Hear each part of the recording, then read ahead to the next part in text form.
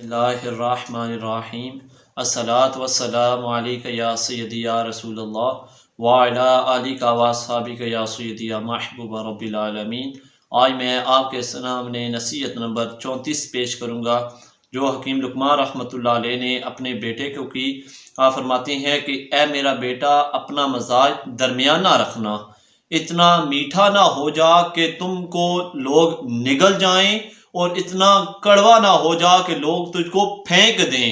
اس سے ہم کو یہی سبق ملتا ہے، کیونکہ آج کل معاشرے میں کوئی بھی اگر نرم آدمی ہوگا تو لوگ اس کی بےزتی کرتے رہتے ہیں، اس کو طعنے دیتے رہتے ہیں۔ جیسا کہ علماء کرام میں بعض ایسے علماء کرام ہوتے ہیں کہ جو بزرگ ہوتے ہیں، صوفی ہوتے ہیں، ان کو مقتدی بھی طعنے دیتے رہتے ہیں، مقتدی بھی تنگ کرتے رہتے ہیں۔ تو اگر کوئی سخت آدمی ہوگا تو وہ کسی پر رحم نہیں کرے گا، یعنی لوگوں پر ظلم کرتا رہے گا، اس کے اندر رحم نہیں ہوگا۔ اس وجہ سے حکیم لقمان رحمۃ اللہ علیہ اپنے بیٹے کو نصیحت کر رہے ہیں کہ اے بیٹا، نہ ہی اتنا زیادہ نرم ہو جا کہ لوگ تجھ پر ظلم کرنے لگیں، لوگ تجھ کو طعنہ دینے لگیں، اور نہ ہی اتنا سخت ہو جا کہ تیرے اندر رحم ختم ہو جائے اور تو لوگوں پر ظلم کرتا رہے، بلکہ میانہ روی اختیار کرنی ہے، اپنے مزاج کو درمیانہ رکھنا ہے، نہ اتنا زیادہ نرم اور نہ ہی اتنا زیادہ سخت، بلکہ درمیان میں تو نے رہنا ہے۔